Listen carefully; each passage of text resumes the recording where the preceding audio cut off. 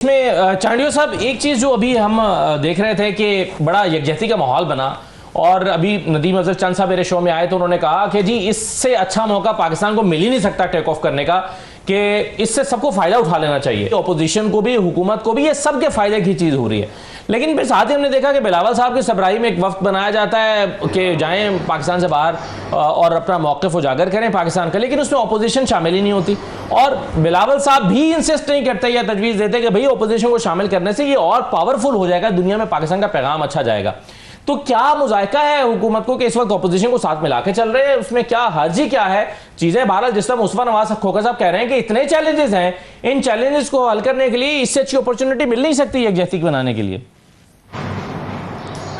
आपने बड़ी अच्छी बातें की हैं और मेरे भाई मुस्तफ़ा ने भी बहुत सारी अच्छी बातें की हैं, उन पर अमल दरामद करके भी हम इस मुल्क में सियासी इस्तेहकाम ला सकते हैं। और मैं अरसे से कहता हूँ कि इस मुल्क में कोई इस्तेहकाम नहीं आएगा जब तक सियासी इस्तेहकाम नहीं आएगा। सियासी इस्तेहकाम से ही जुड़ी हुई है, माशी इस्तेहकाम भी और बाकी मामलात भी उसी से जुड़े हुए हैं। हम उन पर तवज्जो सियासी इस्तेहकाम पे नहीं दे रहे हैं। मैं मानता हूँ हुकूमत की जिम्मेदारी है तमाम लोगों को करीब करने की, एक टेबल पे बिठाने की, ये हुकूमत की जिम्मेदारी मैं मानता हूँ, लेकिन अपोजिशन की भी तो जिम्मेदारी है। हम जब अपोजिशन में थे, और ये दुख करना कि हमारे साथ ये हो रहा है, ये हो रहा है, कौन सा नया हो रहा है पाकिस्तान में? बेगम नसरत भुट्टो साहिबा को स्टेडियम में, कज़ाफी स्टेडियम में लाठियां मारी गई। आप क्या कहते हैं? आसिफ साहब की हमशीरा को आपकी हुकूमत में रातों रात कराची से उठाकर आपने अडालिया जेल पहुंचा दिया था। आपने भुट्टो साहब की नवासी को बाप से मिलने नहीं दिया, बख्तावर उसको असफा बीबी को। आप भी तो अपने ज़रा उन पर गौर करें। ये कोई मुश्किल बात नहीं है कि ये अपोजिशन को होता, ये होता है। हमारे से जो हालात थे मुश्किल से, वो आपने तो देखे ही नहीं है। आपने तो हमने तो अपने कायद का कत्ल देखा है, उनको कत्ल होते देखा, उनको चेयरमैन को फांसी चढ़ा दी गई। एक नहीं, कई लोग लाहौर के कितने लोग फांसी चढ़ गए, कितनी खवातीन शाही किले में गई। अपोजिशन के साथ पाकिस्तान में कब हुआ है जो आपके साथ ज्यादती हुई है? आप तो फिर भी अच्छे रहे हैं। हुकूमत का, एस्टेब्लिशमेंट का एक हिस्सा आपके साथ रहा है।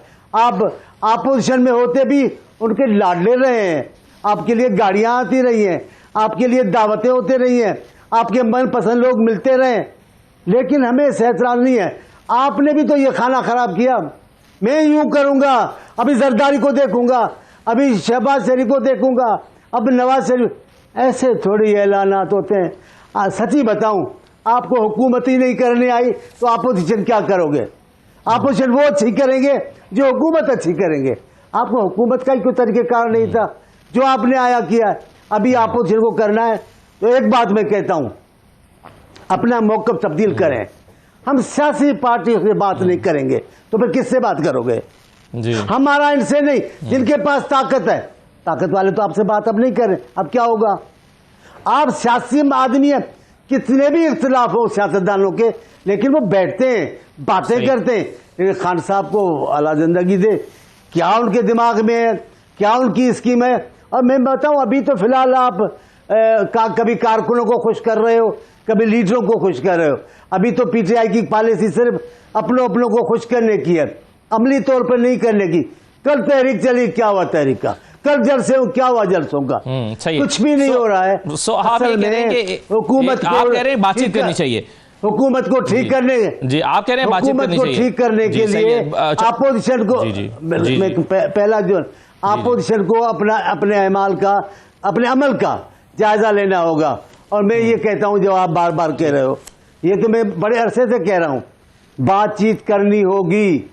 दुनिया के दुश्मन मुल्क आपस में बात कर सकते हैं, हम अपने ही मुल्क में क्यों नहीं कर सकते? सही है, लेकिन तरीक़ेकार। लेकिन साहब एक चीज मुझे बताइए, इस वक्त पाकिस्तान में अगर एक और अंदाज में देखा जाए तो एक आइडियल सिचुएशन भी है। एक आइडियल सिचुएशन ये है कि पाकिस्तान के जो सीनियर तरीन सियासतदान है वो किसी न किसी रोल में है। मसलन पाकिस्तान के सीनियर तरीन सियासतदान जरदारी साहब सदर हैं, शहबाज शरीफ साहब या उनके भाई नवाज शरीफ साहब 3 दफ़ा के वज़ीर आज़म हैं, नवाज शरीफ साहब आप 2 मरतबा शहबाज शरीफ भी हो गए। मोस्ट एक्सपीरियंस्ड लोग हैं पाकिस्तान की पॉलिटिक्स में, वो इस वक्त रूलिंग पोजीशन में हैं। इमरान खान का भी चले तजर्बा है। तो अगर ये लोग मिले बैठे हैं तो ये तो आइडियल सिचुएशन है पाकिस्तान को मसाइल से हल करने के लिए। इससे ज़्यादा आइडियल तो कोई बात हो ही नहीं सकती। लेकिन मुस्तफा साहब कह रहे हैं और कमल कह रही हैं कि आप तो कब तक इस सैडेस्ट सिचुएशन में रहेंगे कि जी हमारे साथ बड़ा जुल्म हो गया था तो ये क्यों रो रहे हैं, हम नहीं रोए थे तो ये क्यों रो रहे हैं। इन मसाइल से निकलना भी है कि नहीं सर, ये अगर ये मौजूदा जो सीनियर लीडरशिप है ये बहरानों से मुल्क को नहीं निकाल सकती तो कौन निकालेगा? मैं तब अपनी बातें करता हूं जब पीटीआई के दोस्त आकर अपनी क्या किस्सा बताते हैं तो मैं जवाब देता हूं कि जनाब ये तो आप लोगों ने, मैं ज़िया-उल हक का जमाना नहीं बता रहा हूं कि पंजाब की कई खवातीन शाही किलों में थी, फांसी चढ़े गए लाहौर के हमारे कारकुन, मैं वो बातें नहीं बता रहा हूं। मैं तो इस दौर की बता रहा हूं। ये खान साहब ने आते क्या किया, ये खान साहब का रवैया क्या था, जाऊंगा तो ये बंद करूंगा, जाऊं वजीर आज़म ऐसी बातें तो करते हैं दूसरे। अब आप सुने जरा ना, सुने बीबी सुने, मैं भी चुप करके सुनता हूं, आप हमारी बहन है, आप जरा सुने। आपको पता नहीं है पीपल्स पार्टी का, तब आप ये कह रही हैं।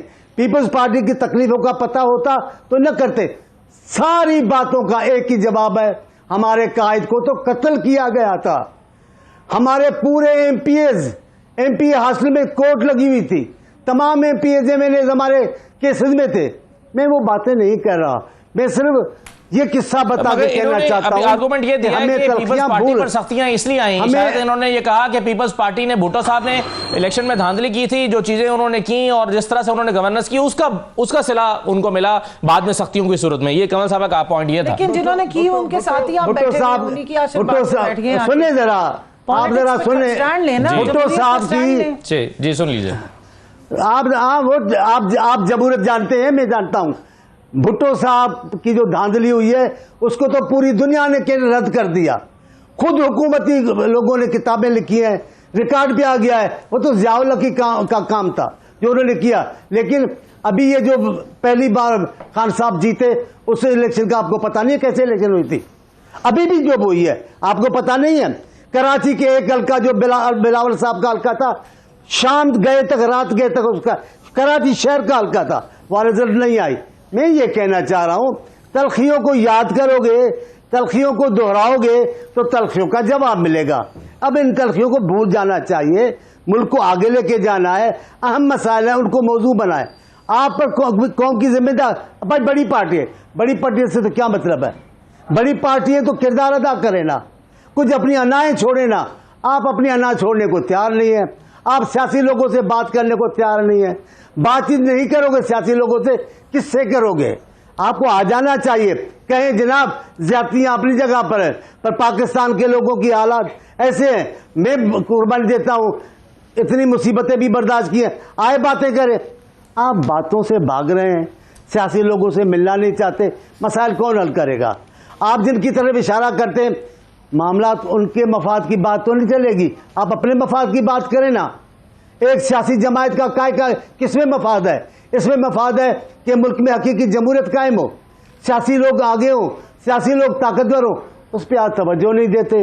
आप अपने छोटे छोटे फरोई मसाइल हैं उनको लेके बैठ जाओ। मैं हमारे साथ यूं किया था, बाबा पाकिस्तान है, इसमें अपोजिशन की सियासत करना कितना मुश्किल है, कितने मरहलों से अपोजिशन को गुजरना होता है, कैसे कैसे वाकयात हुए।